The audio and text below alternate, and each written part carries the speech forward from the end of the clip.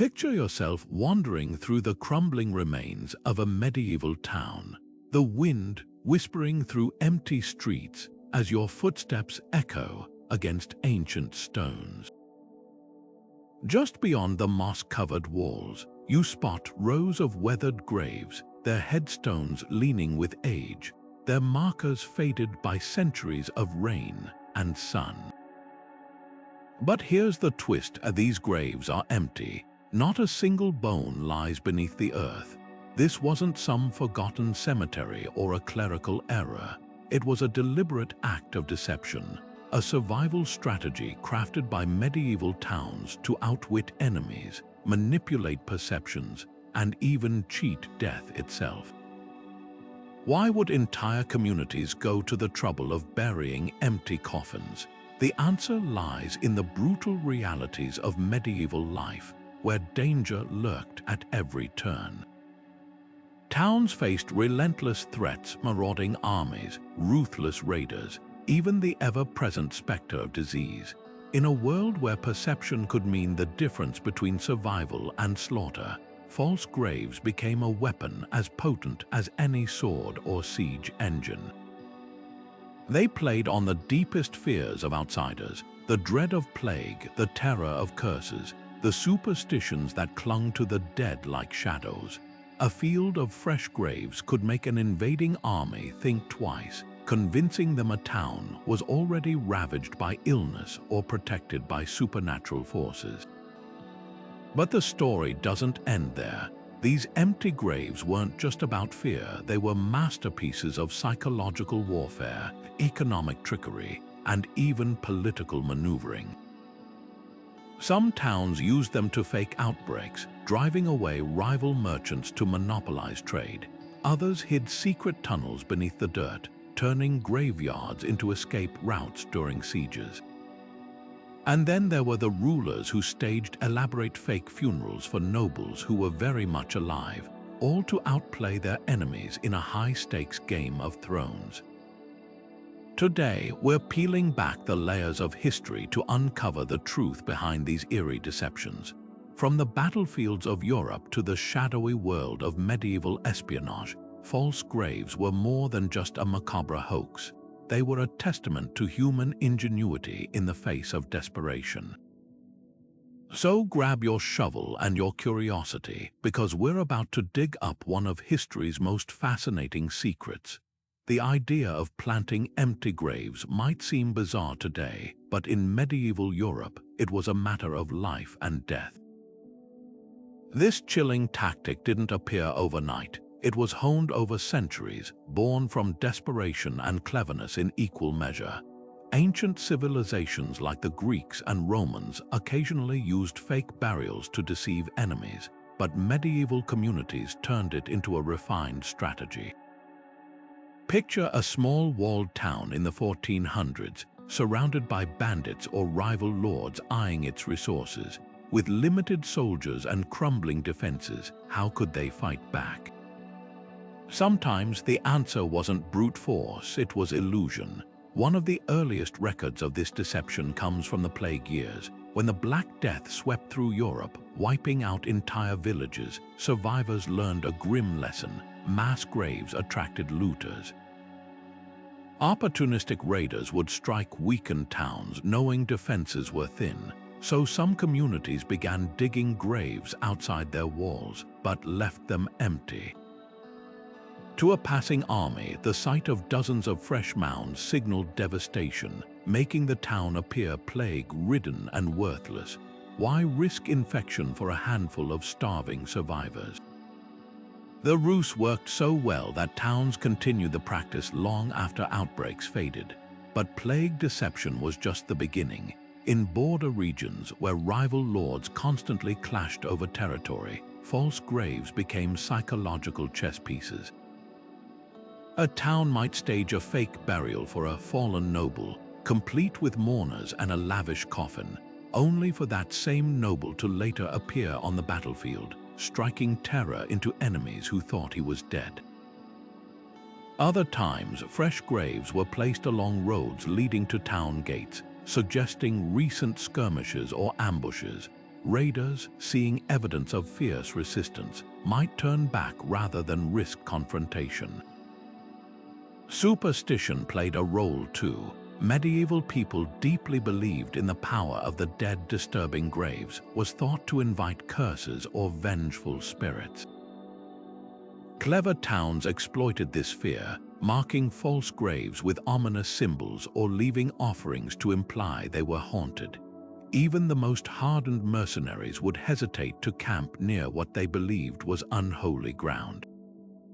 And when real graves were too close to town walls, some communities relocated them outward, creating a macabre, no man's land that discouraged siege engines or tunneling. The evolution of false graves reveals something profound about medieval society. In a world without modern technology, deception was often the most powerful weapon available. From the ashes of plagues to the chaos of war, these empty plots were more than dirt and stones. They were a language of survival, spoken in the silent eloquence of a well-placed lie. Imagine standing at the edge of a medieval battlefield, staring at rows of freshly dug graves just beyond the enemy's walls. Your army is poised to attack, but those silent mounds plant doubt in every soldier's mind. Are we charging into a plague-ridden death trap? Is this town already cursed by God? This wasn't just dirt and stones, it was a masterclass in psychological manipulation. Medieval commanders knew that fear could crumble an army faster than any battering ram. The sheer sight of graves triggered primal instincts. In an era where disease could wipe out entire regiments overnight, the implication of plague was paralyzing. A besieging force might see dozens of fresh graves and assume the town was already drowning in sickness. Why waste resources conquering a place doomed to die? Even the bravest knights hesitated when faced with the specter of a slow, agonizing death by fever. Some towns took this further, staging mock funerals with wailing mourners or leaving rotting clothes near graves to sell the illusion. The goal wasn't just to deter, it was to infect the enemy's morale before a single arrow flew. But fear of disease was only part of the strategy. Medieval minds believed deeply in divine judgment. A field of graves could imply God had already punished the town, making attackers question whether they'd invite wrath by proceeding. Conversely, some towns planted crosses or relics among false graves, suggesting celestial protection. Imagine you're a mercenary seeing a grave marked with a saint's name. Would you risk angering heaven by striking such holy ground? This spiritual theater turned empty plots into psychological fortresses. The most cunning part, false graves cost almost nothing. Unlike building walls or hiring mercenaries, this tactic required only shovels, a few wooden markers, and acting skills. A small group could create a cemetery overnight, while real defenses were prepared in secret. Some towns even recycled the same graves season after season, refreshing the dirt to maintain the ruse. It was asymmetric warfare at its finest, using imagination instead of iron to level the playing field, and the deception didn't stop at the grave's edge. Clever towns added layers to the lie, like spreading rumors of cursed burial sites or paying travelers to accidentally mention mass deaths in nearby taverns. By the time enemy scouts arrived, their minds were already poisoned with stories of miasma and misfortune. In a world without newspapers or radios, gossip was as deadly as any blade. What made this tactic so effective was its flexibility. A cluster of graves near a gate might hint at a failed assault, discouraging future attacks. A lone, ornate tomb could imply a revered protector's spirit watched over the town. Each variation played on different fears: mortality, divine retribution, even ghost stories whispered in childhood. Medieval people understood that to control what your enemy believed was to control the battlefield itself. The graves were empty, but the terror they inspired was very, very real. To understand why false graves worked so well, we have to step into the medieval mindset, where the line between the living and the dead was blurred by superstition. Death wasn't just an end, it was a doorway to something far more unpredictable. People believed spirits lingered, capable of vengeance or blessing, and graves weren't just burial sites, they were thresholds to the supernatural. A disturbed grave might unleash a curse, a wandering soul, or worse. Towns exploited this fear ruthlessly.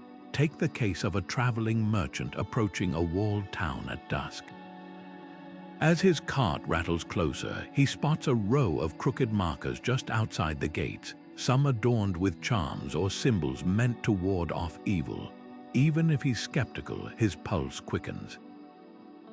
What if these graves hold victims of some unseen calamity? What if the ground itself is tainted? Merchants relied on luck and divine favor for survival. Risking supernatural wrath wasn't just scary, it was bad for business. Many would turn back rather than test their fate, but the deception went deeper than simple scare tactics. Some towns staged elaborate rituals to sell the illusion. Imagine actors dressed as mourners, burning herbs to mimic the stench of decay, or paying local priests to chant over empty plots. The more authentic the performance, the more potent the fear. In regions where folklore spoke of revenants' corpses that rose to punish the living, a well-placed grave marker could imply the town was under supernatural protection. Who would attack a place guarded by the dead? Relics and symbols amplified the effect. A false grave marked with a saint's name or a fragment of holy bone, often just animal remains, could convince outsiders the site was blessed. Disturbing such a grave wasn't just dangerous, it was sacrilegious. Even hardened mercenaries who might laugh at plague rumors would hesitate to desecrate what appeared to be hallowed ground.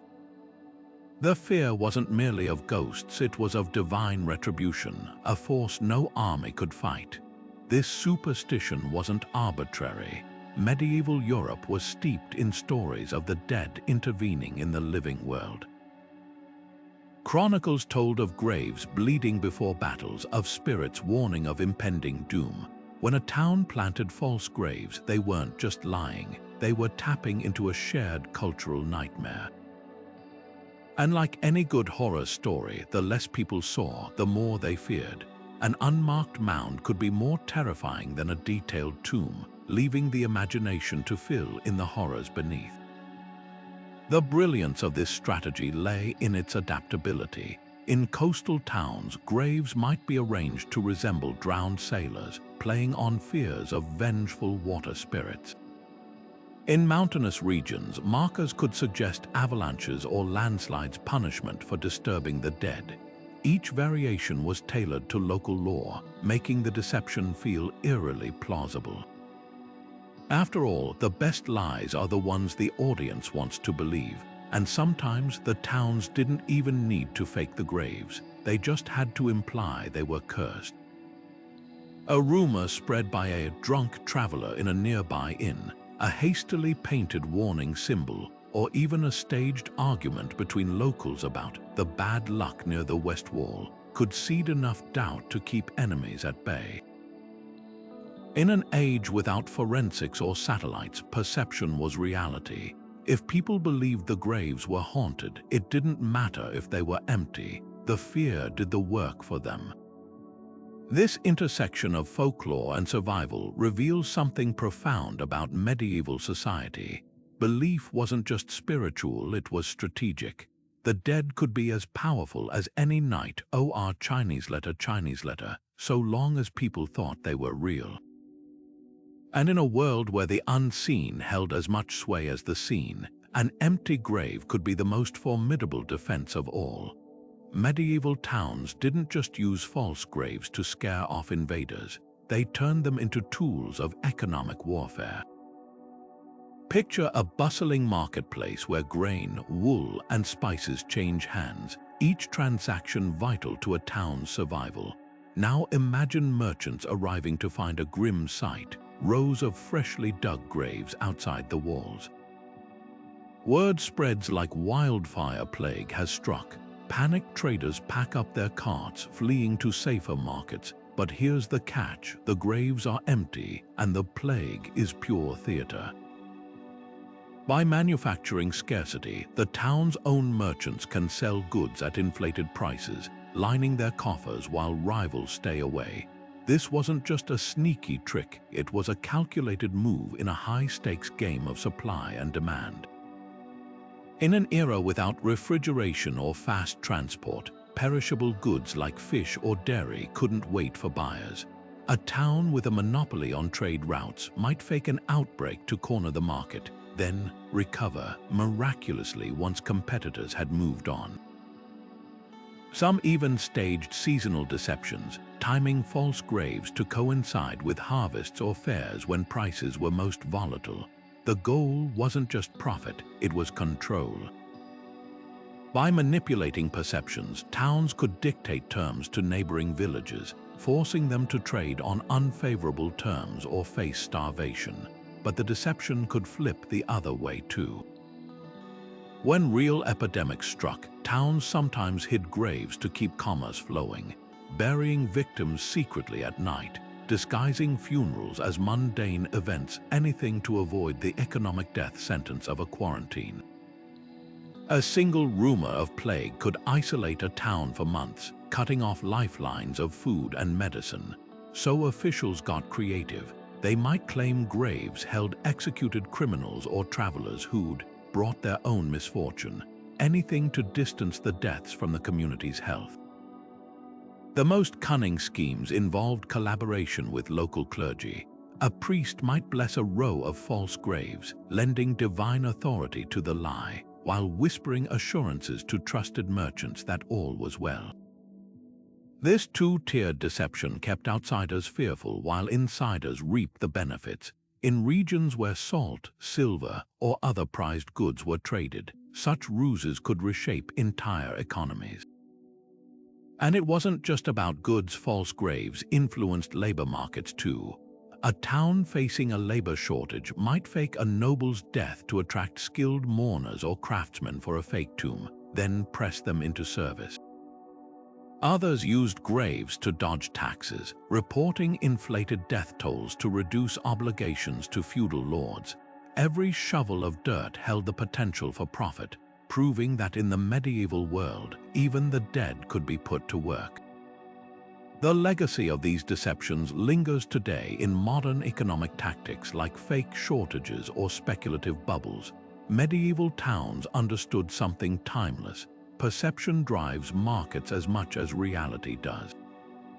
Whether scaring off competitors or calming panicked buyers, empty graves became a ledger in which survival was calculated not in coins, but in cleverness. Siege warfare in the Middle Ages was a brutal game of cat and mouse, and false graves became one of the most ingenious tricks in a town's defensive playbook. Imagine an invading army scouting the perimeter of a walled settlement, mapping weaknesses only to stumble upon a sprawling graveyard just beyond the main gate.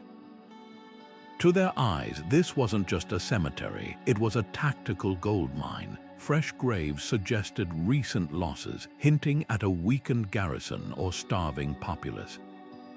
Commanders might delay their assault, waiting for conditions to deteriorate further, giving the defenders precious time to reinforce walls or stockpile supplies. But the deception went deeper. Some towns engineered these burial grounds as literal minefields. Beneath seemingly innocent mounds, they dug pits lined with sharpened stakes or positioned them near concealed trenches where archers could lie in wait. An enemy battalion, thinking they were advancing over empty land, might suddenly find themselves stumbling into hidden traps or ambushes. The graves themselves became bait, luring attackers into kill zones under the guise of safe ground. Strategic placement amplified the effect. A cluster of graves near a gate could discourage soldiers trained to tunnel under walls who feared collapsing real burial sites would bring bad luck or structural instability. Others positioned false cemeteries along likely artillery positions, forcing besiegers to avoid prime locations for catapults or cannon out of respect for the dead. Even the spacing of graves could mislead.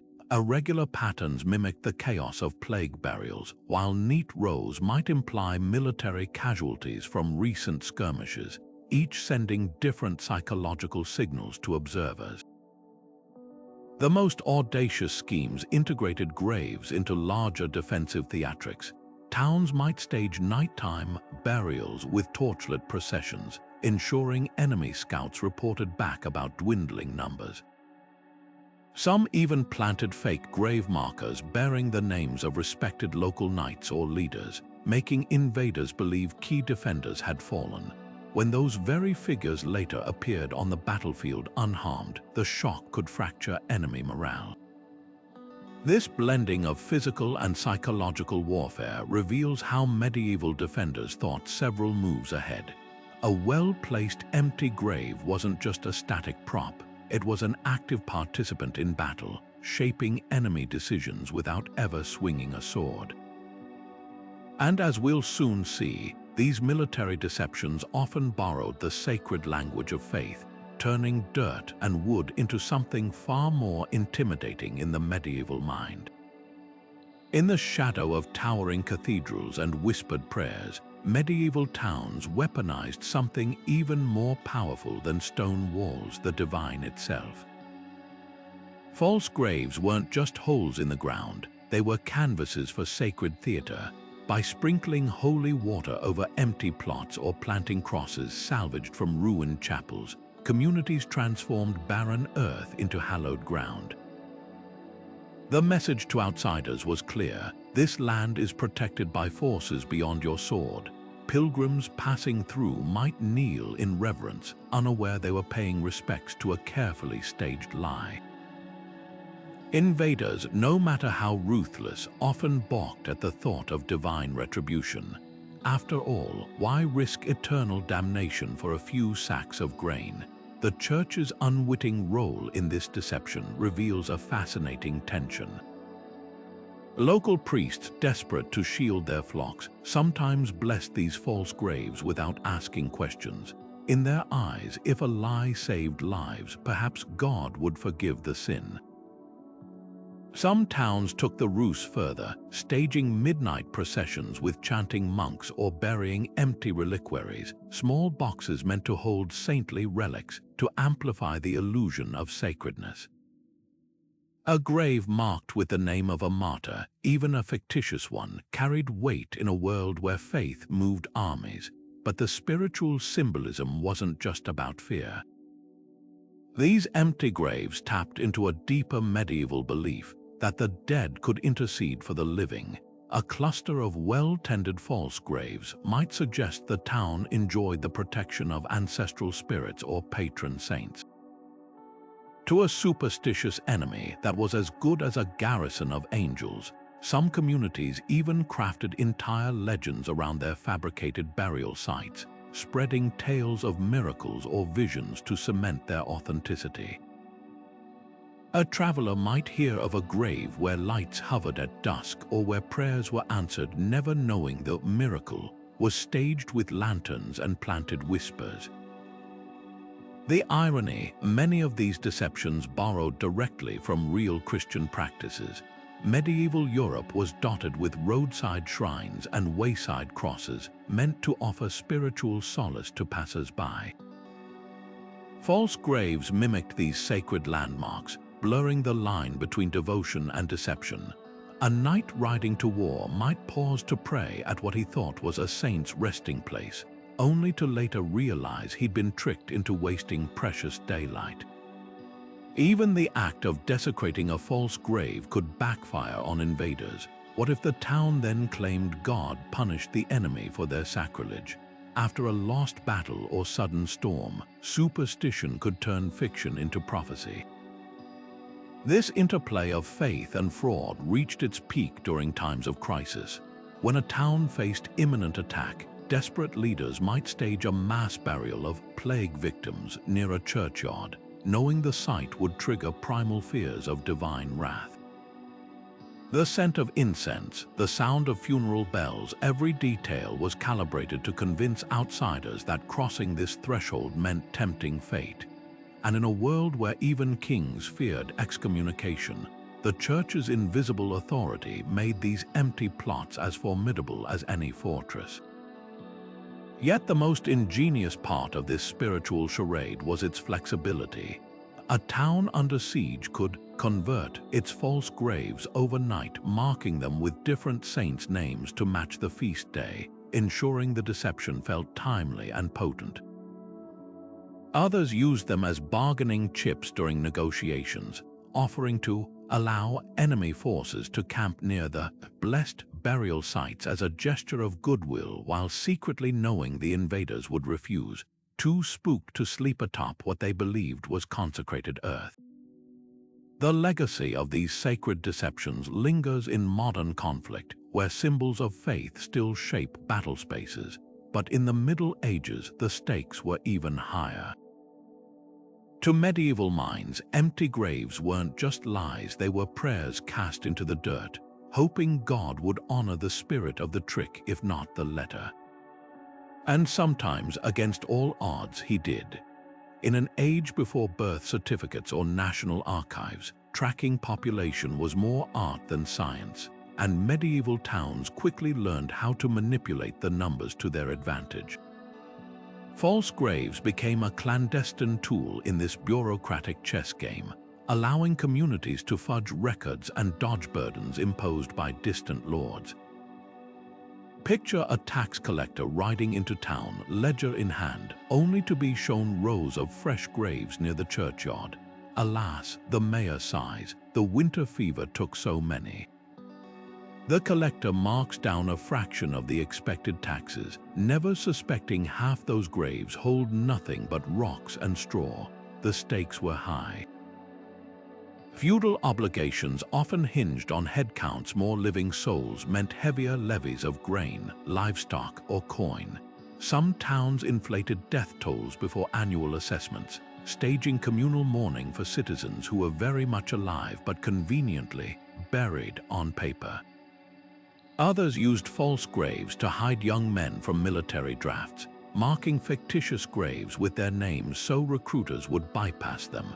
In border regions where rival lords competed for manpower, this subterfuge could mean the difference between sending sons off to die or keeping them safe at home.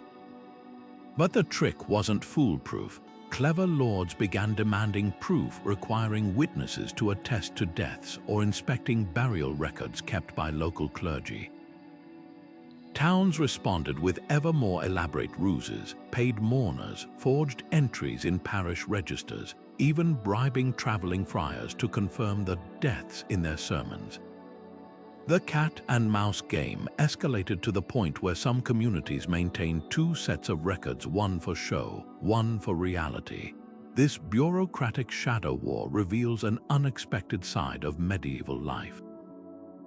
Behind the sword fights and castle sieges, there existed a quieter struggle of ink and deception, where false graves served not just as weapons, but as loopholes in an oppressive system.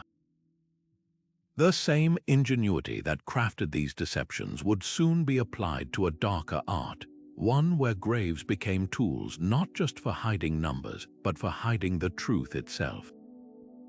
In the shadowy world of medieval espionage, false graves weren't just for scaring enemies, they were chess moves in a high-stakes game of misinformation. Picture this: a spy slips into town under cover of darkness, tasked with counting soldiers or spotting weaknesses. What he sees sends him racing back to his master's rows of fresh graves near the barracks, each marked with the names of the town's best archers or knights. The message seems clear: their strongest defenders are dead, but in reality, those men are alive and well, hiding in cellars or disguised as monks, while their empty coffins lure the enemy into a fatal miscalculation. This level of deception required meticulous planning. Towns often staged elaborate funeral processions for high-profile corpses, complete with weeping mourners and even fake wills read aloud in the square. The goal, to convince not just enemy agents but the town's own residents. If locals believed a key leader had died, their genuine grief sold the lie to outsiders. Some towns took it further, burying empty coffins with heavy stones inside so they'd feel authentic if grave robbers or spies tried to exhume them. The ruse was so convincing that historical records occasionally mention battles where dead commanders miraculously reappeared on the battlefield, their sudden resurrection shattering enemy morale. But the most cunning ploys targeted rival spies directly. A town might accidentally let a captured informant overhear gossip about mass burials, then allow them to escape, knowing they'd carry the false report home. Others planted decoy graves near strategic locations, like granaries or armories, to mislead saboteurs into wasting efforts on irrelevant targets. The psychological toll was immense. Enemy commanders, unable to trust even their most reliable intelligence, might delay attacks indefinitely, paralyzed by doubt. The practice also had a darker flip side. Some towns used false graves to cover up real assassinations or disappearances. A nobleman murdered in secret could be given a very public burial elsewhere, complete with an empty coffin, diverting suspicion. Conversely, a missing person might be declared dead and interred to explain their absence while they carried out covert missions abroad. These layers of deceit blurred the line between truth and fiction so thoroughly that even modern historians sometimes struggle to untangle fact from medieval disinformation. What made these tactics so effective was their adaptability. In times of peace, false graves could be used to hide the movements of diplomats or smugglers, their markers serving as coded messages for those in the know. A tilted headstone might signal a safe house nearby. A cluster of 3 crosses could warn of patrols in the area. Like invisible ink on parchment, these empty plots became a language spoken only by those who understood the subterfuge. And as we're about to discover, some of these graves held secrets far more tangible than mere whispers, hidden passages, smuggled goods, even entire rooms beneath the earth, waiting to be uncovered. Beneath the innocent appearance of a medieval graveyard often lay secrets far more elaborate than a simple empty coffin. Some false graves concealed entire underground networks, narrow tunnels snaking toward the forest, hidden chambers stocked with grain, or even escape routes disguised as burial vaults. Take the town of Carcassonne, where archaeologists discovered a graveyard near the ramparts with hollow mounds leading to a system of passages. During sieges, these became lifelines, allowing messengers to slip past enemy lines or fresh water to be smuggled in under cover of darkness. The engineering behind these deceptions was remarkably sophisticated. Builders would reinforce tunnel walls with repurposed coffin wood, ensuring stability while maintaining the illusion above ground. Some graves had false bottoms lift the stone lid, and instead of bones, you'd find a ladder descending to a storage cellar. In coastal towns like Dunwich, fake burial sites near cliffs hid smugglers' caves where goods could be hoisted up from ships below. The graves themselves acted as ventilation shafts, their crosses cleverly designed to allow air flow without revealing the chambers beneath. But the real genius lay in the dual purpose of these structures. A grave marking the entrance to a tunnel might also serve as a rainwater collection point, its hollow base filtering runoff into cisterns. Others contained primitive pulley systems, allowing heavy supplies to be transported vertically from underground storehouses.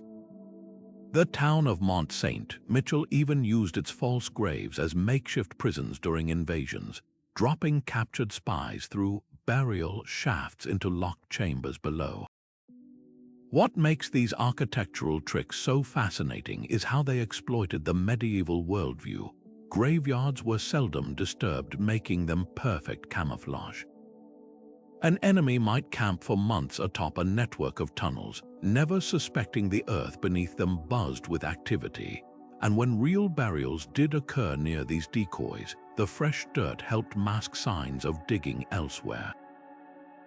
The line between sacred space and strategic asset blurred until even townsfolk sometimes forgot which graves were real.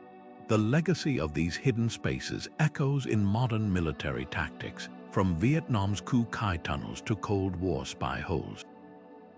But medieval builders achieved their deception with nothing more than shovels, timber, and an intimate understanding of human psychology. They knew the best place to hide something was often in plain sight, especially when that something lurked beneath the universal symbol of finality itself, a quiet, unassuming grave.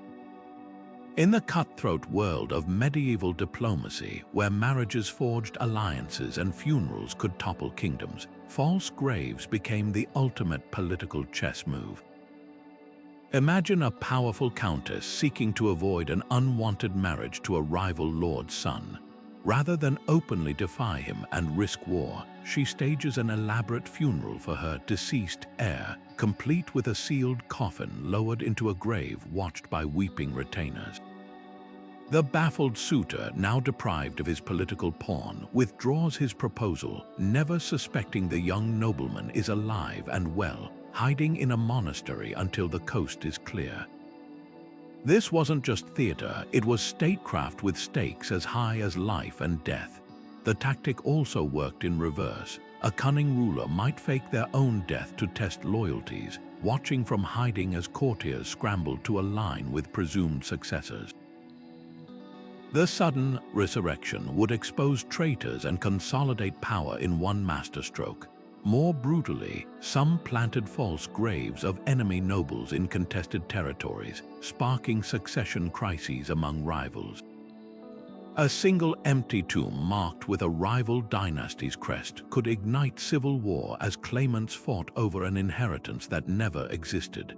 Art and literature of the period brim with echoes of these deceptions. Medieval romances like the Romance of the Rose feature buried lovers who later reappear, while troubadour songs spun tales of knights escaping assassination via staged funerals. These stories weren't just entertainment, they were training manuals for the elite, teaching nobles to question every grave and every grief. Even religious art played its part. Frescoes showing the resurrection carried subtle warnings about trusting tombs too quickly. The line between reality and fiction blurred further in illuminated manuscripts, where marginal doodles sometimes depicted grinning skeletons climbing out of graves, a visual joke nodding to the era's widespread grave-related trickery. Playwrights, too, seized on the theme. Early morality plays featured corpses springing to life to deliver sermons, reinforcing the idea that burial sites held more than meets the eye. What makes these artistic depictions so fascinating is their duality.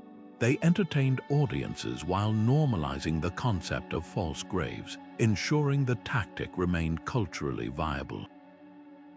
A lord watching a play about a fake burial might later commission one himself, the story having primed his imagination. In this way, art didn't just reflect deception, it perpetuated it, turning empty plots into a timeless trope that still haunts our stories today. Medieval artists and storytellers didn't just document false graves, they weaponized them in their craft, turning burial hoaxes into powerful symbols of deception and revelation. Take the Danse Macabre frescoes adorning church walls, where skeletons drag both kings and peasants toward open graves. Look closely, and you'll notice some graves are conspicuously shallow or empty, a visual wink to audiences familiar with the era's burial trickery. These weren't mere morbid decorations, they were societal commentary, reminding viewers that even death itself could be staged for profit or power. Literature amplified the theme. In the Decameron, Boccaccio spins tales of lovers faking deaths to escape arranged marriages, their empty coffins becoming props in romantic rebellions. Chaucer's Canterbury Tales hints at the practice too, with pilgrims swapping stories of resurrected merchants who'd staged funerals to dodge creditors.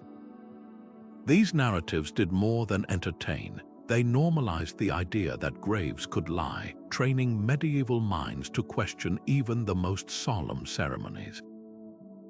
The most fascinating examples emerge from troubadour songs, where false graves become metaphors for political betrayal. A ballad from Aquitaine tells of a knight who stages his own burial to spy on his unfaithful lady, while German minnesingers sang of tombs that gave up their dead to testify against murderous lords.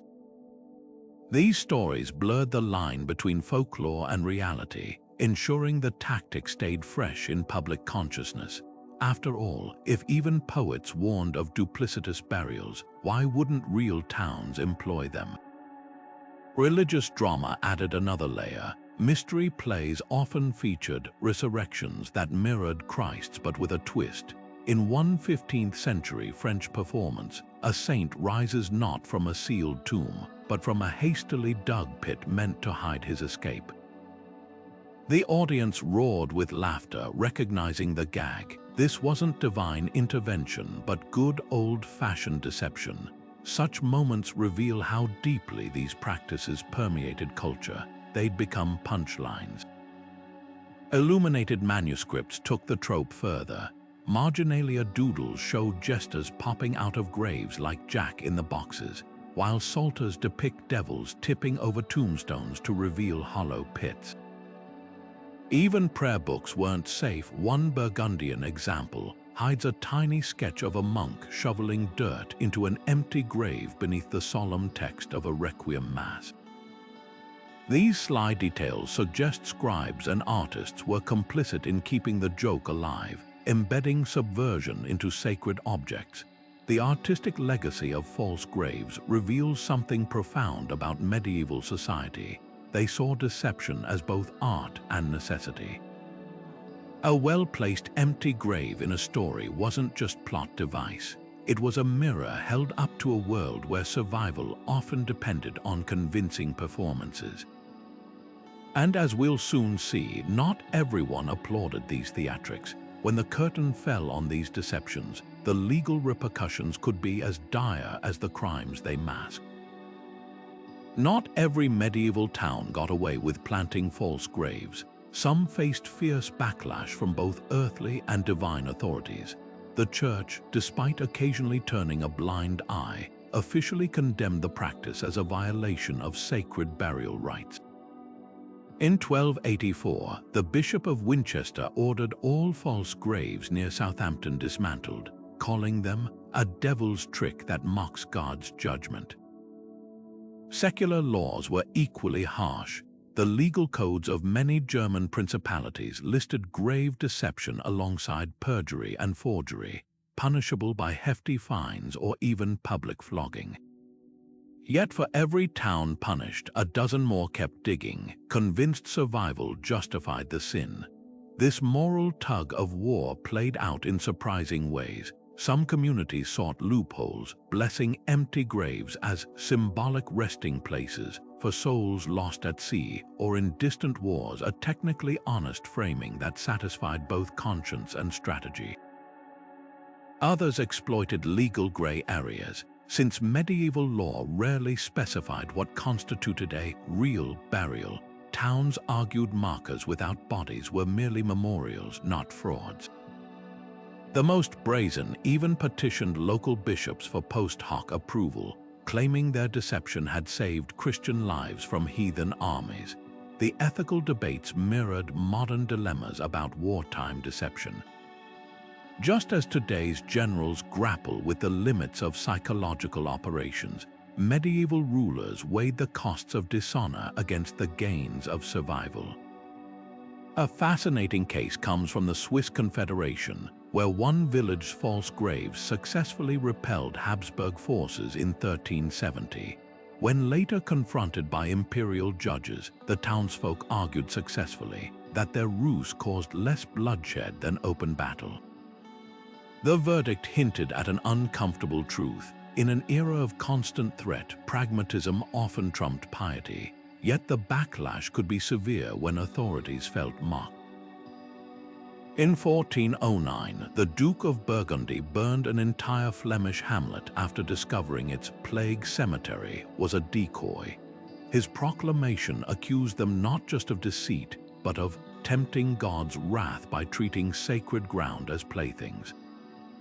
This punishment wasn't merely about strategy, it was about maintaining the social order. If commoners could manipulate symbols of death and faith so freely, what other hierarchies might they undermine? Regional differences in enforcement reveal much about medieval power structures. Italian city-states, with their sophisticated legal systems, often turned a blind eye to false graves during wartime but punished peacetime deceptions harshly. In contrast, Scandinavian law codes barely mention the practice, perhaps because their pagan ancestors had used similar tactics against Christian missionaries centuries earlier. The most fascinating exceptions came from border regions like Alsace, where towns sometimes received special dispensations to maintain warning graves against invaders, a rare case of church and state sanctioning holy deception. These controversies left lasting marks on medieval culture. Parish records from Normandy show priests secretly annotating burial rolls with symbols marking empty graves, creating an underground paper trail of sanctioned lies.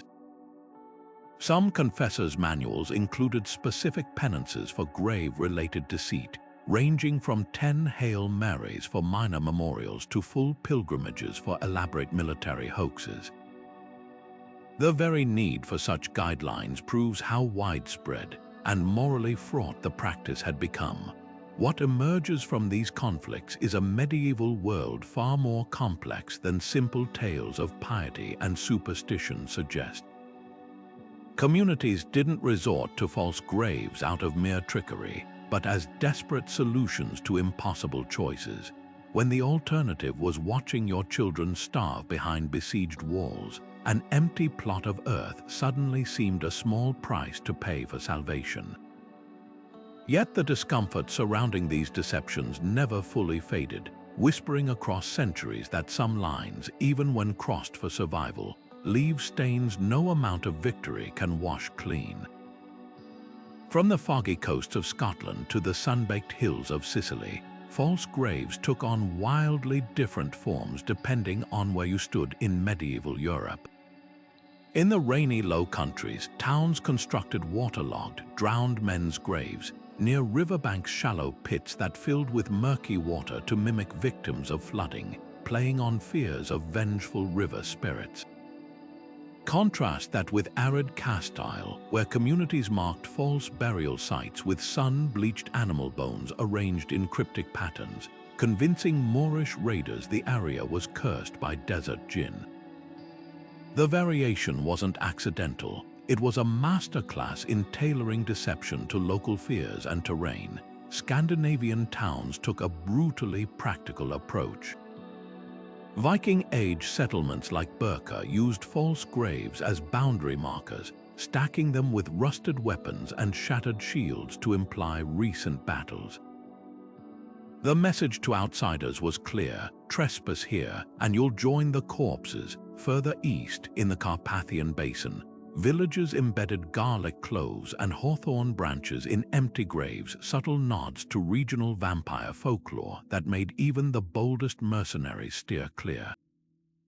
Meanwhile, Italian city-states preferred psychological subtlety. Florentine merchants buried empty sarcophags inscribed with dates from future years, sparking rumors of prophetic plagues that could collapse rival trade networks overnight. Religious divides also shaped the practice. In Catholic regions, false graves near pilgrimage routes often bore papal insignia or fake saintly relics, deterring desecration through manufactured holiness. Protestant areas after the Reformation took a starkly different tack. Genevan reformers used unmarked false graves to mock papist superstitions, while secretly maintaining their own decoy burial sites for military defense. The schism even reached burial customs. Orthodox villages near Byzantium's borders planted crosses with reversed inscriptions, weaponizing the Slavic belief that backwards text summoned demons. Climate played an equally crucial role. Alpine towns constructed avalanche graves each spring, piling snow over wooden caskets that would melt by summer to reveal their emptiness. Coastal Normandy took the opposite approach, letting tides periodically expose empty graves carved into seaside cliffs. Nature itself became an accomplice to the ruse. In marshy Pomerania, false burial mounds were built on floating peat islands that shifted with the wind, creating the illusion that the dead themselves were restless. The most ingenious adaptations emerged in border regions constantly under threat.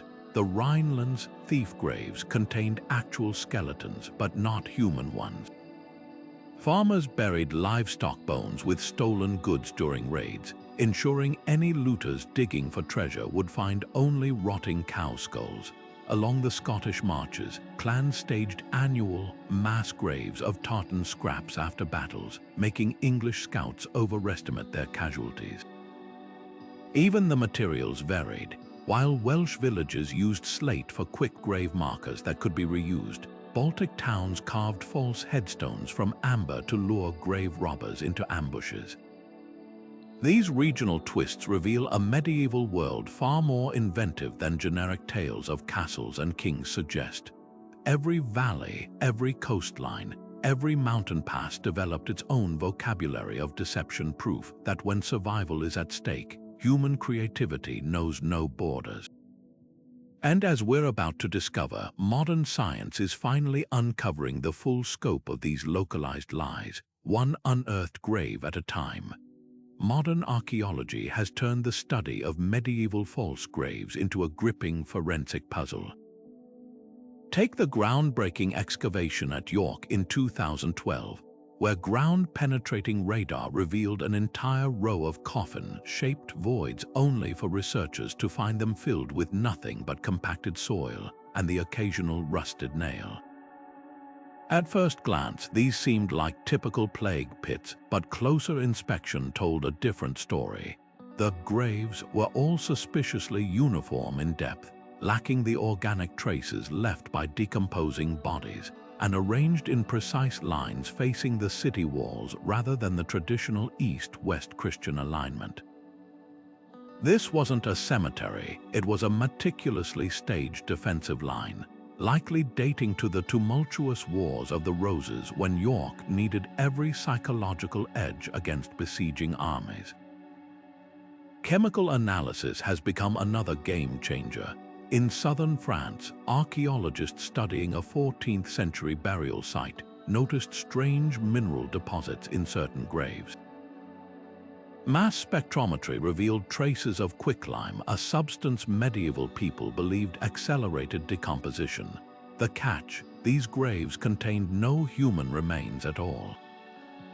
Historians now theorize townsfolk sprinkled quicklime to mimic the appearance of recent, hasty burials during outbreaks. The presence of animal bones in some pits added another layer to the deception. Scattered pig or sheep remains could trick casual observers into believing they'd stumbled upon human burials. One of the most startling discoveries came from a seemingly ordinary churchyard in Saxony. While restoring the chapel, workers uncovered a hidden chamber beneath what appeared to be a knight's tomb. Inside lay not a skeleton, but a perfectly preserved wooden apparatus, a system of pulleys and counterweights connected to the tombstone above. When activated, the mechanism made the heavy stone lid rise unnaturally, as if by ghostly hands. Church records later confirmed this was no heresy but a sanctioned miracle, designed to awe potential invaders into believing the site was divinely protected. The tools of modern archaeology have also exposed how some false graves served double duty. In coastal Norfolk, laser scanning revealed networks of narrow tunnels radiating from certain burial mounds, not for smuggling but for ventilation. These turned out to be concealed grain storage silos disguised as cemeteries during Danish raids. Similarly, thermal imaging at a Spanish castle showed abnormal heat patterns beneath its plague field, leading to the discovery of intact pottery kilns hidden beneath empty graves, a crafty way to continue vital production during sieges without alerting enemies to smoke plumes. Perhaps most poignant are the cases where forensic science has corrected centuries-old assumptions. A mass burial site near Strasbourg, long believed to hold Black Death victims, was proven through DNA testing to contain no plague bacteria whatsoever. Instead, the skeletal remains showed signs of battle trauma, revealing these were likely prisoners executed during a siege and deliberately buried near town gates as a gruesome warning. The real plague victims, it turns out, were secretly interred miles away to prevent panic, a twist that reshapes our understanding of medieval crisis management. What makes these discoveries so revolutionary isn't just their exposure of medieval tricks, but what they reveal about the people who devised them. The care taken to stage believable graves, from scattering the right mix of grave goods to timing the funerals with enemy movements, speaks to a sophisticated understanding of human psychology. These weren't crude lies tossed together in desperation, but carefully crafted performances where every detail, from the angle of a disturbed clod of earth to the scent of decaying flowers left at fake markers, was calibrated for maximum effect. As we piece together these archaeological breadcrumbs, a surprising pattern emerges. The most elaborate false graves often appear in regions with the least military strength. Small villages without walls invested extraordinary effort into these deceptions, while mighty castles rarely bothered. This inverse relationship between physical defenses and theatrical ones suggests medieval people understood something profound about power, that sometimes the appearance of vulnerability could be mightier than any fortress.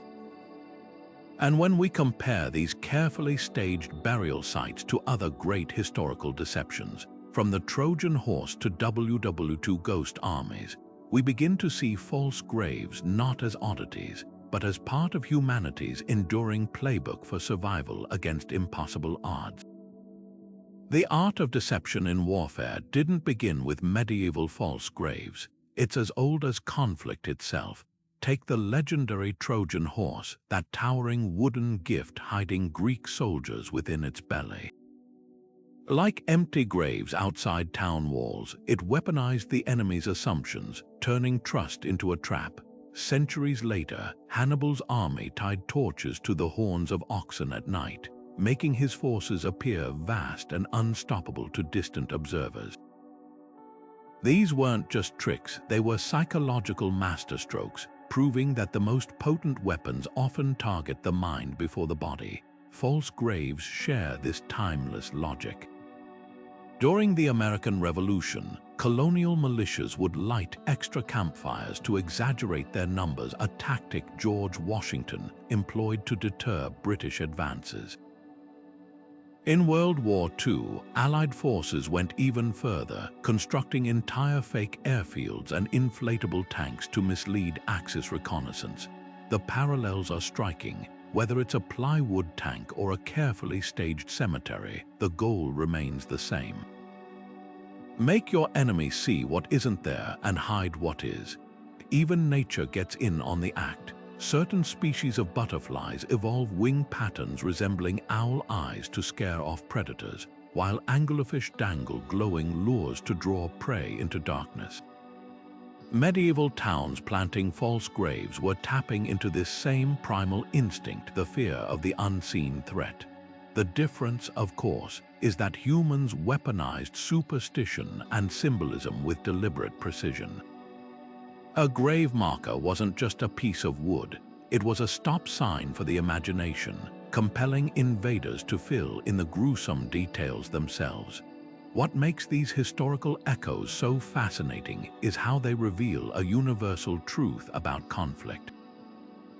From Sun Tzu's ancient maxims to modern cyber warfare, victory often goes to those who control the narrative. A medieval town might not have had drones or decoy radio signals, but they understood the power of perception. When a besieging army saw those fresh mounds of earth, they weren't just looking at dirt, they were staring into a mirror held up by their own fears. And in that reflection, the defenders gained an advantage no wall could provide. The decline of these practices didn't come from some sudden burst of honesty, but from the changing face of war itself. As cannons replaced catapults and record-keeping grew more meticulous, the old tricks lost their edge. Yet the spirit of deception never truly faded, it just found new disguises. After all, what's a modern phishing email if not a digital false grave, luring the unwary into a different kind of trap? The tools evolve, but the game remains the same. By the late 16th century, the age of false graves as a widespread defensive tactic was fading, not because people grew more honest, but because the world grew more complex. The thunderous arrival of gunpowder weapons changed warfare forever. No longer did armies rely on slow sieges where psychological tricks could buy time. Cannons reduced walls to rubble in hours, making hollow theatrics irrelevant. A graveyard full of empty pits might unnerve a medieval knight, but to a Renaissance artillery commander, just another target for his siege guns. Centralized governments also played their part. As kingdoms developed bureaucracies with census takers and tax collectors who demanded accurate records, towns could no longer hide populations behind fictitious burial counts. The rise of professional armies meant fewer opportunistic raiders who might be spooked by superstition. Now, soldiers followed orders, not omens. Even the church, once ambivalent about the practice, cracked down as the Reformation made religious authorities wary of any deception involving sacred ground. Yet perhaps the most lethal blow came from skepticism itself. The scientific revolution encouraged people to question old beliefs, making ghost stories and curses harder to weaponize. An 18th century general was far less likely to abandon siege plans because of some ominous graves. He'd send a surgeon to inspect them first. The same Enlightenment thinking that unlocked new technologies also dismantled the medieval mindset that gave false graves their power. But don't mistake decline for disappearance. The core idea, using deception to manipulate perception, simply evolved. Napoleon's army used dummy camps to mislead enemies about troop numbers, while World War I saw entire fake trees constructed as observation posts. Today's military camouflage nets and inflatable tank decoys are direct descendants of those medieval grave hoaxes. Even in peacetime, the legacy lives on. Consider how corporations might bury bad news by releasing it during major events, or how social media bots create artificial trends. The tools have changed, but the game remains the same. What's fascinating is how these old tricks resurface in unexpected ways. During the Cold War, Soviet spies planted false obituaries for living defectors to confuse Western intelligence. Modern cyber warfare employs digital graveyards, abandoned servers meant to lure hackers into traps. And let's not forget pop culture, where fake character deaths in shows like Game of Thrones keep audiences guessing, proving that the thrill of a well-executed deception never really fades.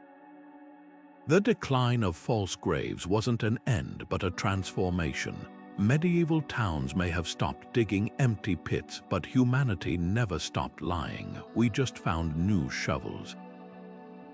The debate over medieval false graves is far from settled among historians today.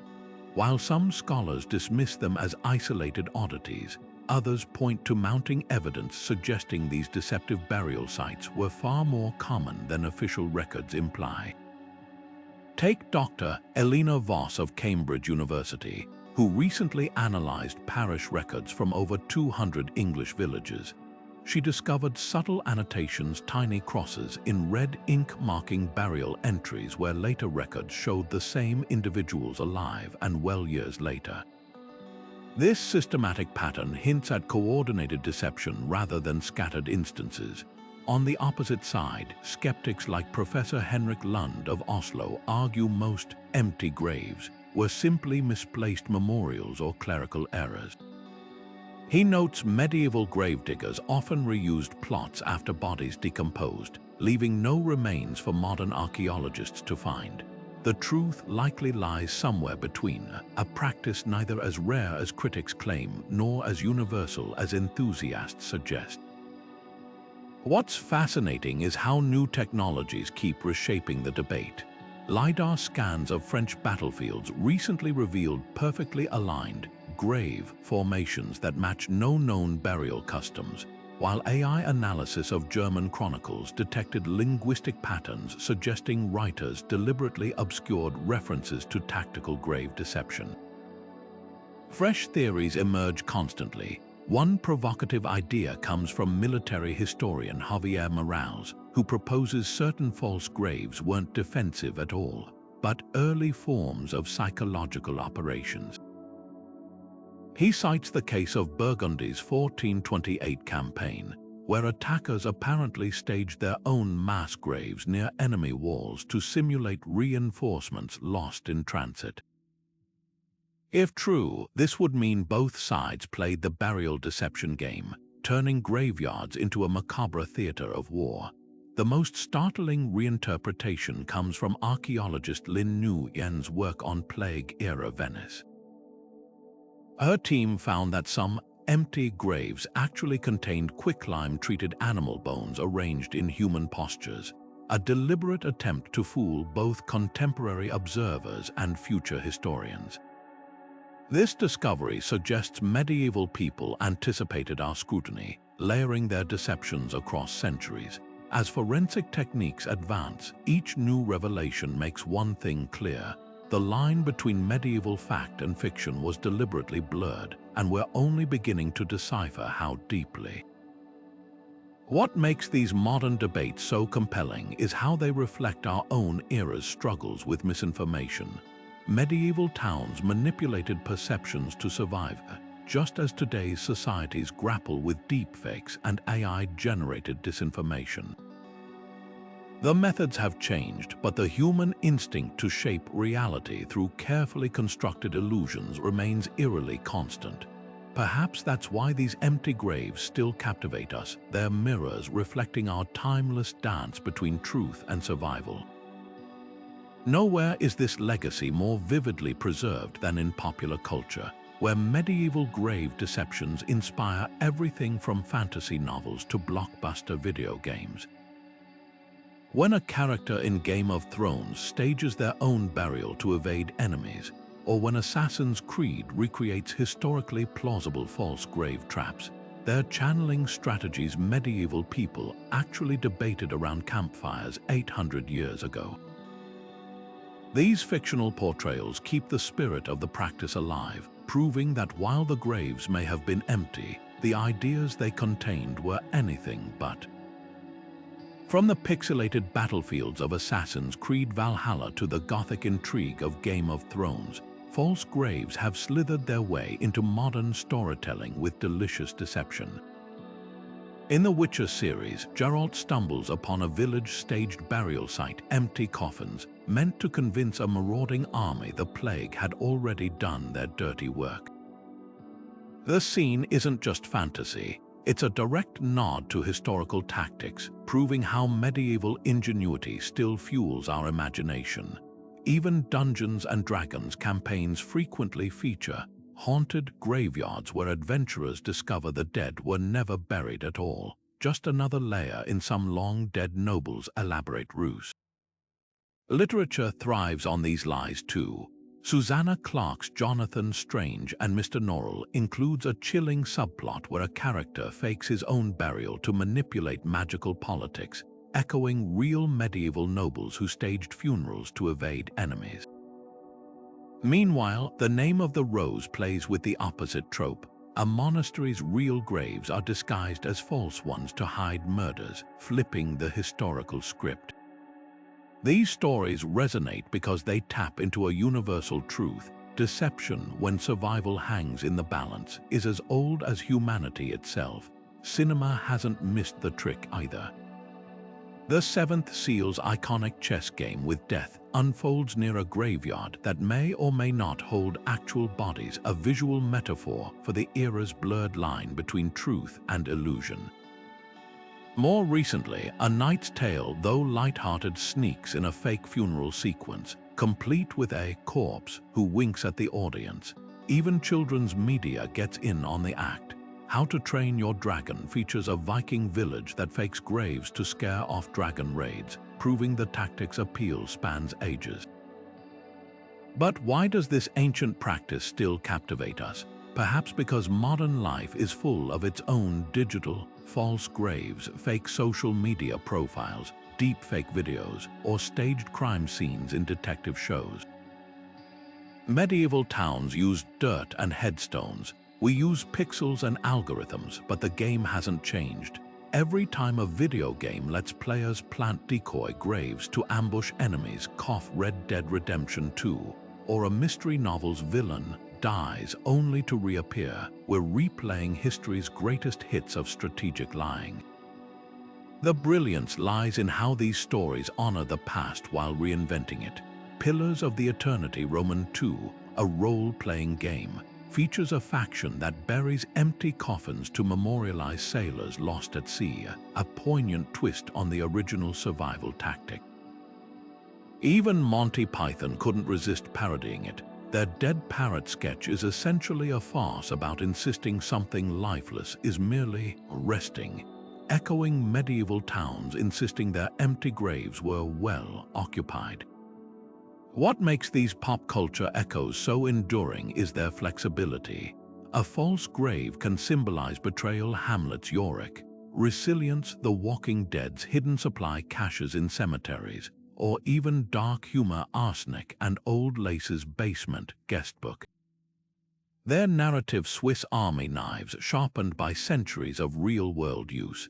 And as long as storytellers need a good twist, those medieval grave diggers will keep getting posthumous credit, ironic given how little they actually put in the ground.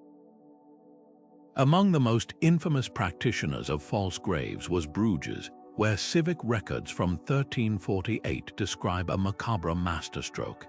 As the Black Death loomed, city officials ordered the digging of vast plague pits beyond the walls, but secretly filled them with spoiled grain and animal bones. When a Milanese trade delegation arrived, they took one look at those reeking burial trenches and cancelled all contracts, allowing Bruges merchants to monopolize the wool trade. The ruse was so effective that the pits remained active for decades, periodically refreshed with new layers of rotten hay to maintain the stench of death. Then there were Normandy's so-called ghost cemeteries, where 12th-century towns planted graves with headstones carved in archaic scripts to suggest ancient burial grounds. Invading English troops, superstitious about disturbing long-dead ancestors, would alter entire campaign routes to avoid them.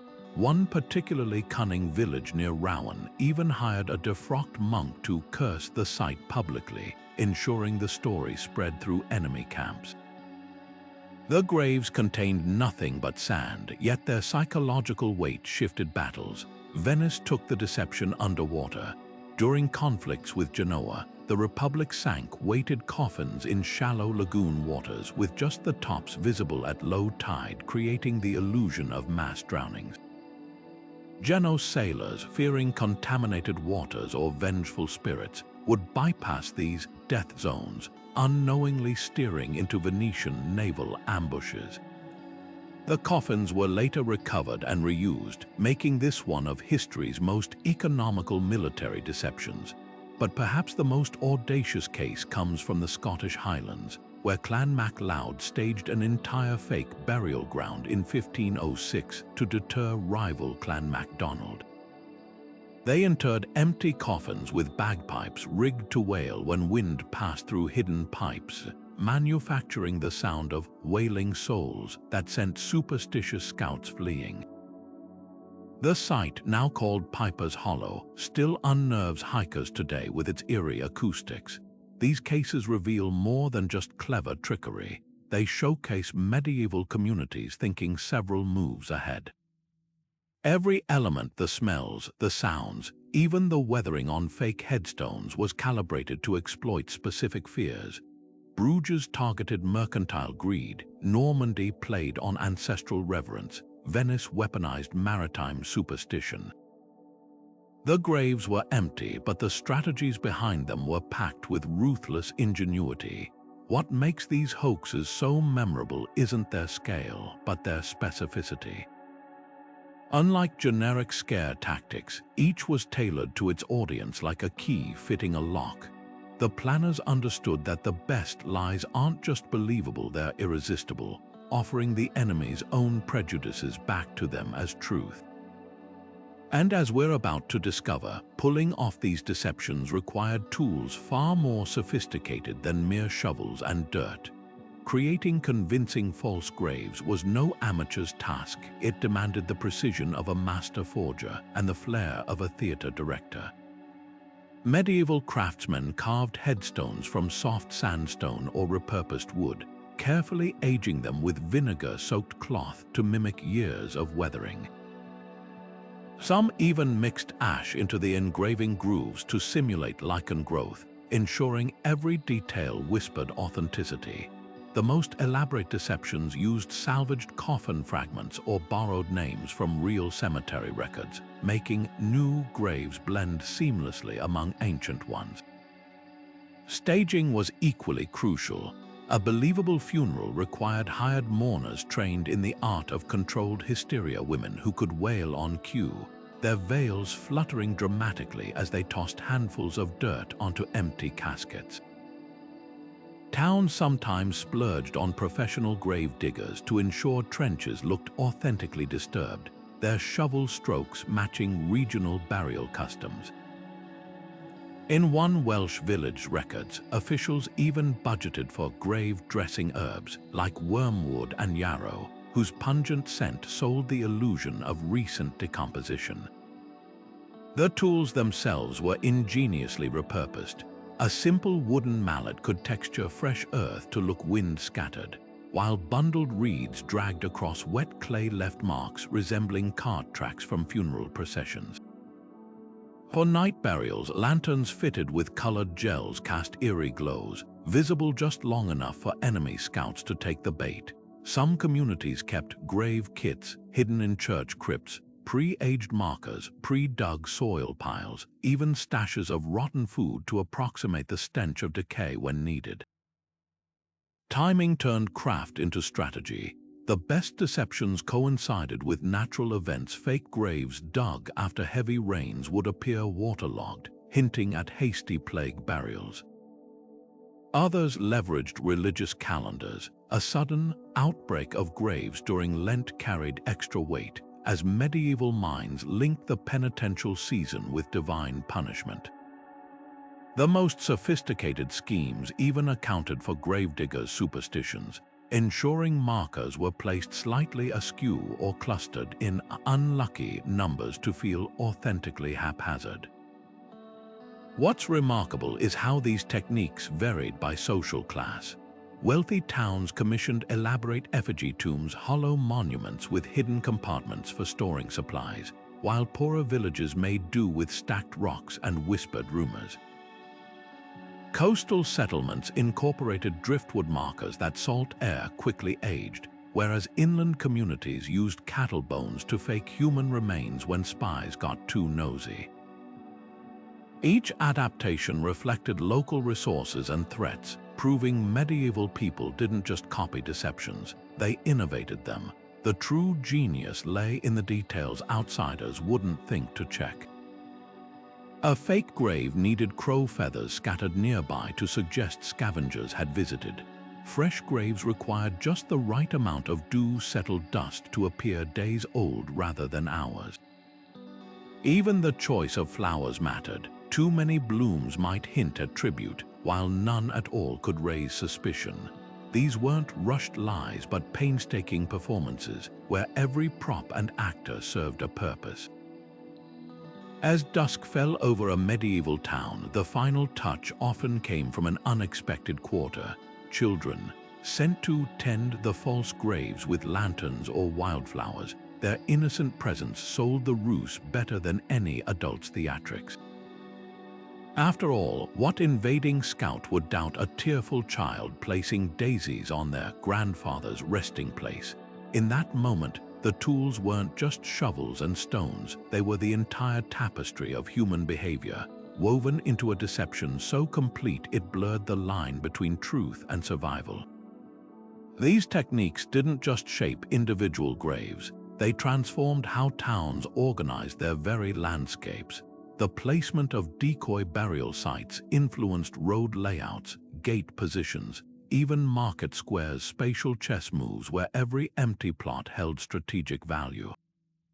And as we'll see next, this fusion of deception and urban design reached heights that still leave archaeologists marveling today.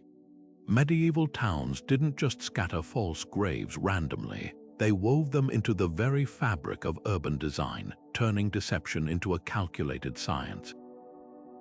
Take the walled city of Carcassonne, where planners intentionally left a barren strip of land between the outer fortifications and the first row of houses.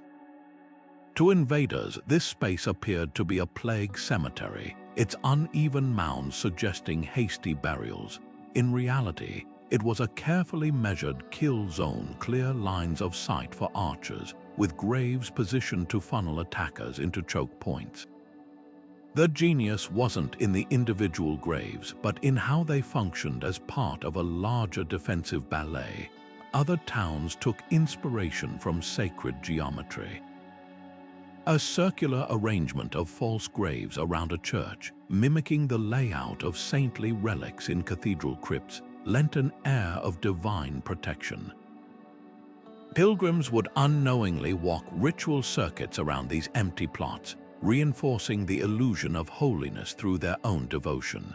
In coastal Dinan, engineers even aligned grave markers with tidal patterns so that rising seawater made them appear to weep at certain hours, a macabre detail that convinced many would-be raiders the site was cursed by drowned souls. The most sophisticated designs integrated graves into daily life. Market squares in Flanders often featured clusters of false burial markers near wellheads or livestock pens.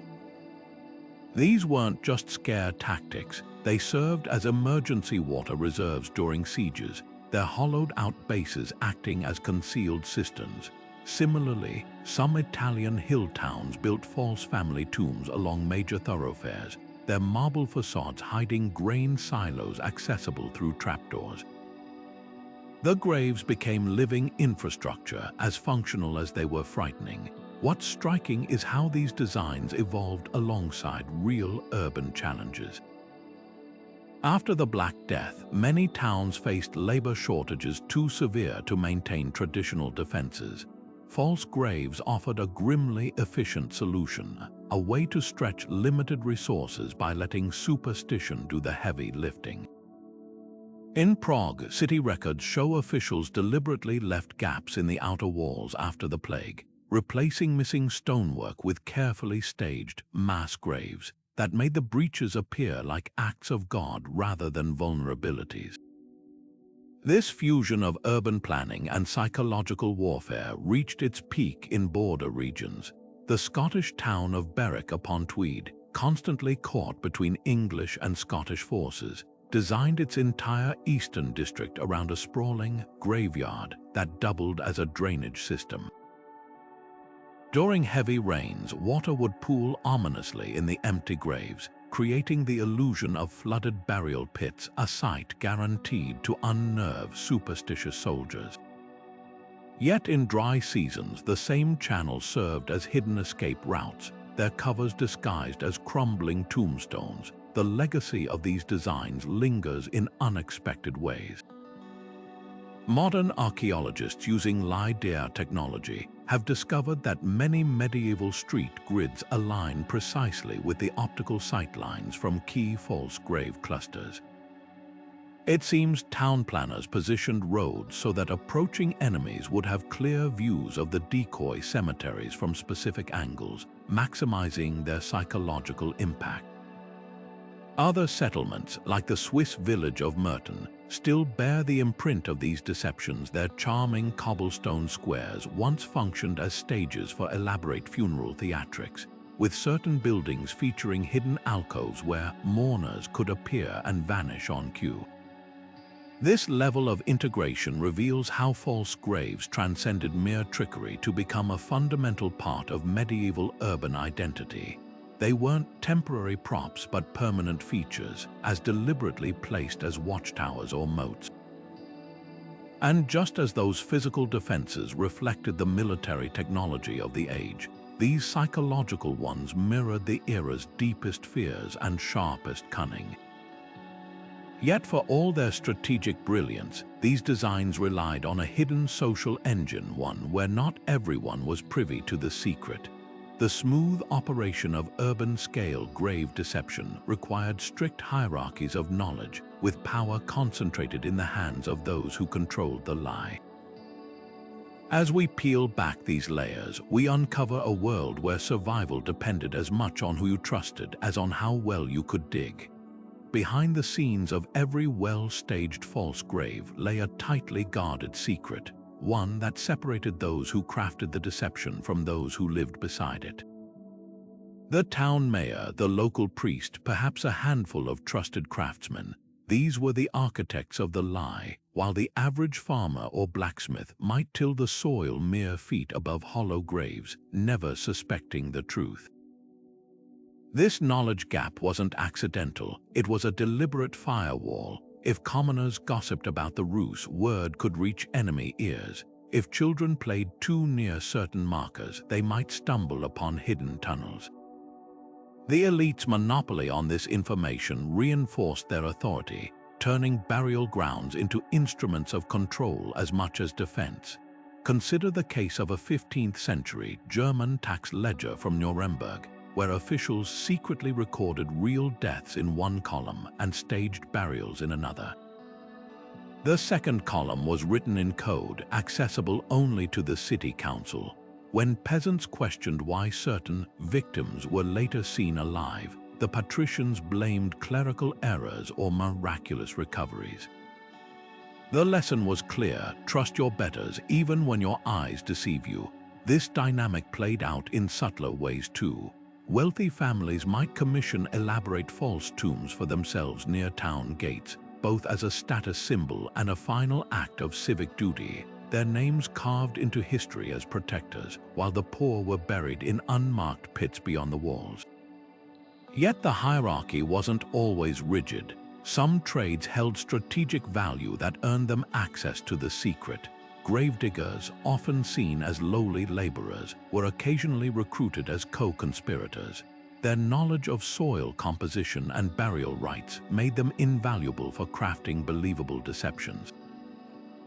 In coastal Brittany, boatwrights were sometimes enlisted to build watertight false coffins for tidal grave schemes, their craftsmanship rewarded with extra rations or tax relief. These exceptions proved the rule. Trust was doled out like currency, weighted by utility and social standing. The psychological toll on unwitting commoners could be profound. Imagine a mother lighting candles at what she believed was her son's battlefield grave, unaware the town had staged his burial to mislead scouts. Or pilgrims leaving offerings at a false saint's shrine, their piety exploited for strategic gain. This collateral deception raises ethical questions that still resonate today. Was it justified to manipulate your own people's grief for collective survival? Medieval leaders seemed to think so, but the tension between unity and exploitation simmered beneath every staged funeral procession. Peacetime revealed another layer to these power plays. Without the immediate threat of invasion, false graves became tools of social engineering. a lord might plant rumors of a cursed burial site to deter peasants from foraging in his private woods. Craft guilds staged mock graves of fallen masters to limit apprenticeship competition, their secrets dying figuratively and literally with the old guard. Even marital disputes took a macabre turn. Records from York describe a merchant faking his wife's death via an empty grave to annul their marriage, only for her to reappear years later, very much alive, to reclaim her dowry. The quiet years between conflicts also allowed for more creative uses. Some towns repurposed false graves as boundary markers, settling land disputes by discovering ancient burial sites that conveniently favored one clan's territorial claims. Others used them as teaching tools during famines. Officials might stage a sparse graveyard to warn against hoarding, letting the sight of starvation victims actually straw-stuffed sacks guilt survivors into sharing grain. The line between public service and propaganda blurred until even the architects of these schemes struggled to define their own motives. What emerges from these peacetime practices is a paradox. The same graves that unified communities during war could fracture them in peace. A lord's false tomb might inspire awe in enemies but resentment among serfs who resented the wasted labor. A merchant's staged burial could secure trade advantages while breeding distrust in his own household. The social hierarchies that made these deceptions possible were both their greatest strength and their fatal flaw, because when the truth eventually surfaced, as it always did, the fallout landed heaviest on those already at the bottom. Yet for all its contradictions, the system endured because it worked. Just as modern governments classify information for national security, medieval elites understood that some truths were too dangerous to share.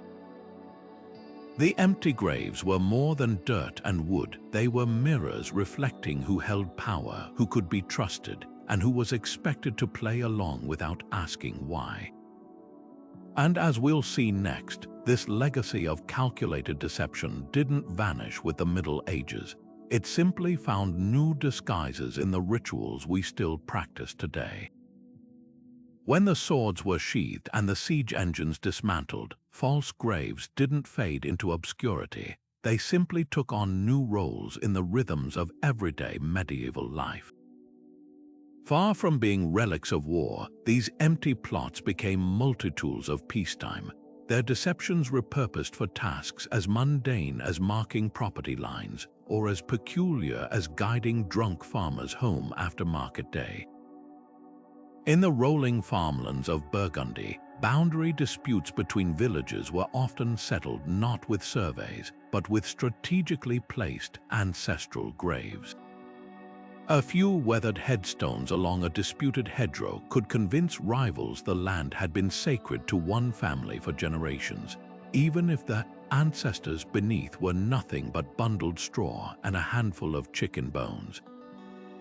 Some of the most ingenious peacetime applications blurred the line between utility and theater. Travelers along the Rhine report encountering milestone graves, false burial markers spaced at regular intervals that doubled as distance indicators. Carved with notches representing leagues rather than epitaphs, these unobtrusive guides helped merchants gauge their progress while avoiding the attention of bandits who might target more obvious signposts. Elsewhere, false graves served as early warning systems.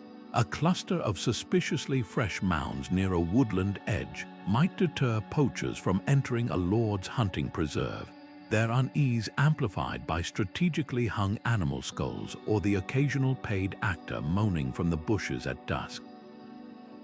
The practice even crept into commerce. Market towns like Ghent maintained merchant graves near their gates, empty plots reserved for traders who died far from home.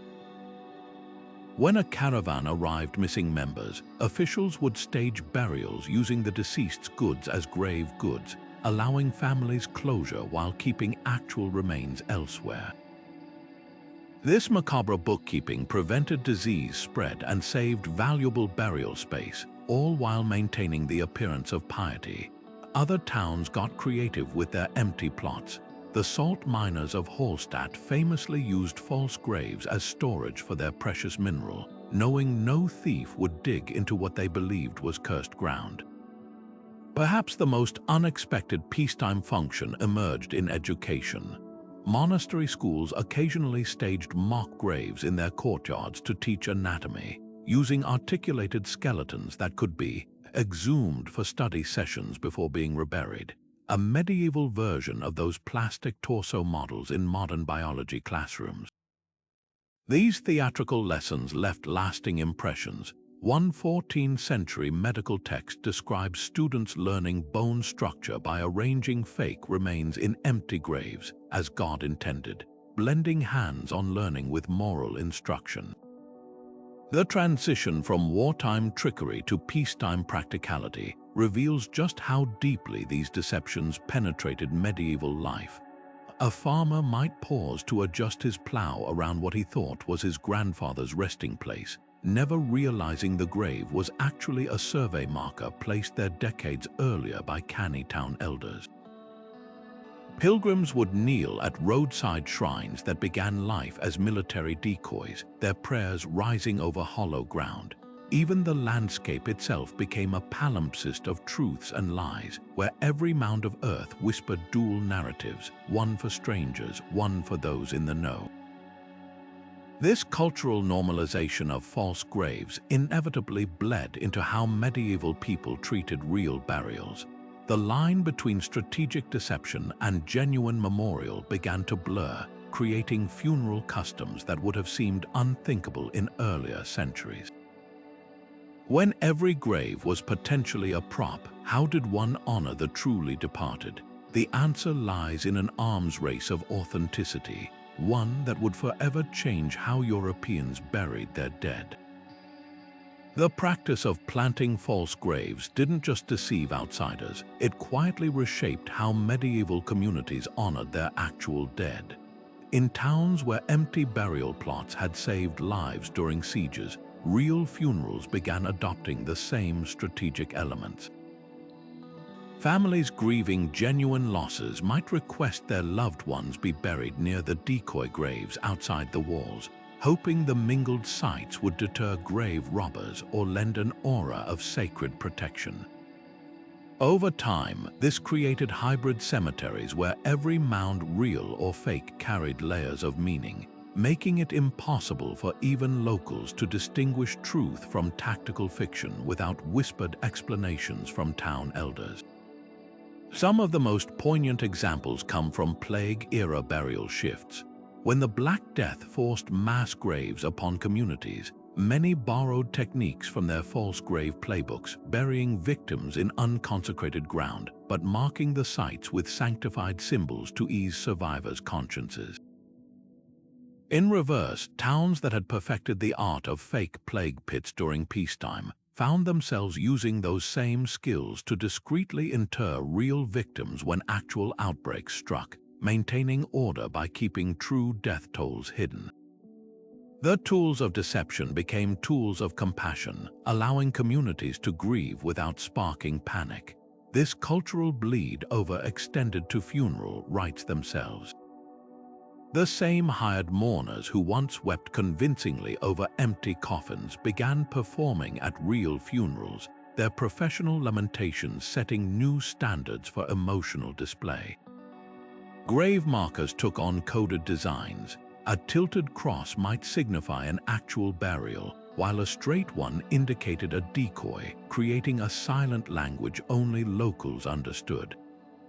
Even burial goods were affected. Families interring real loved ones might include broken or valueless items to mimic the hollow grave goods used in strategic plots, ensuring their genuine offerings wouldn't be stolen. Religious practices adapted too. Priests developed special blessings for unverified burials, a diplomatic term covering both hastily interred plague victims and outright fake graves. The rite's vague language allowed it to sanctify deception without outright lying, satisfying both spiritual and strategic needs.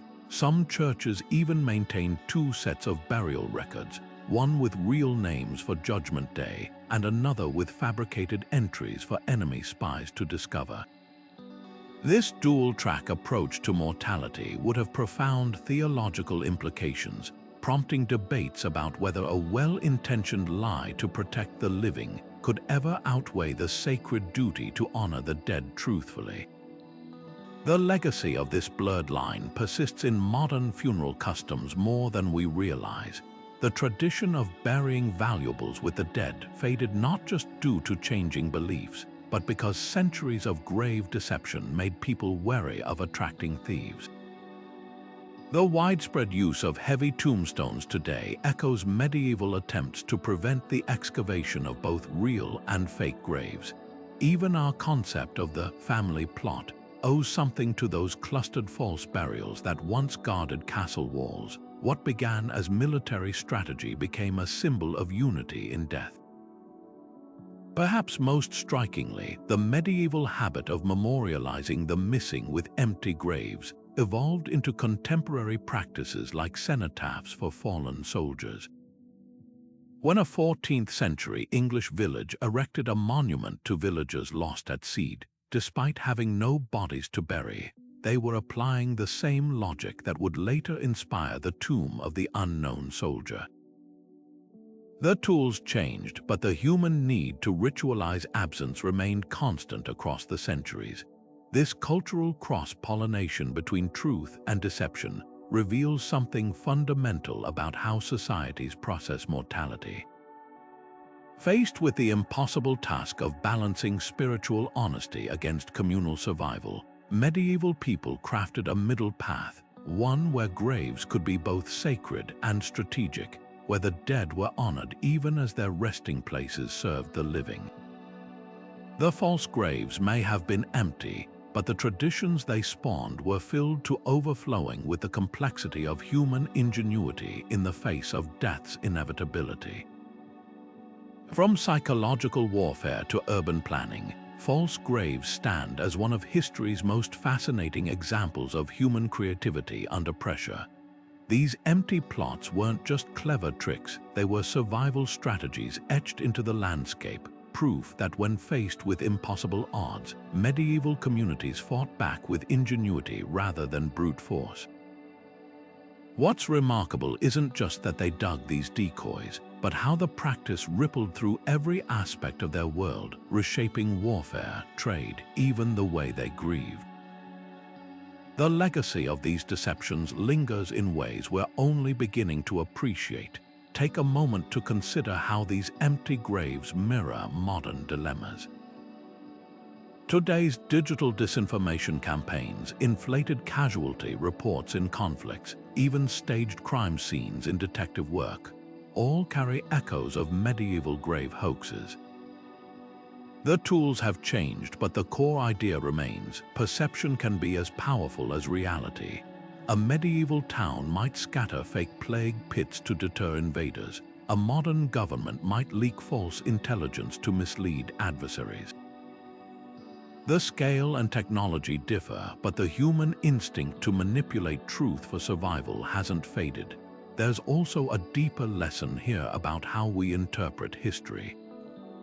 For centuries, these false graves were dismissed as oddities or clerical errors until archaeology and forensic science revealed their deliberate patterns. How many other historical practices have we misunderstood because we lacked context? The medieval world was far more nuanced than sword-swinging stereotypes suggest, filled with communities who engineered elaborate social systems, psychological tactics, and even early forms of urban planning disguised as superstition. The empty graves challenge us to rethink what we assume about the past. They weren't acts of desperation, but calculated moves in a high-stakes game where knowledge was currency and creativity was armor.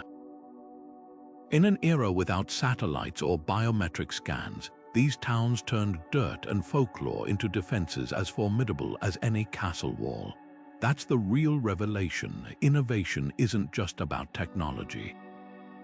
Sometimes it's about seeing the potential in something as simple as a mound of earth and a well-placed lie.